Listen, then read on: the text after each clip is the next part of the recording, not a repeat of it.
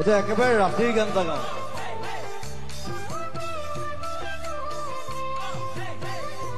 যিটো গান অসমৰ প্ৰত্যেকটো ল'ৰা ছোৱালীয়ে ৰাতি শুনে,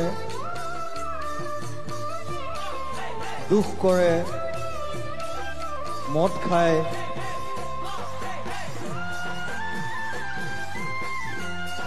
so I wrote it like that.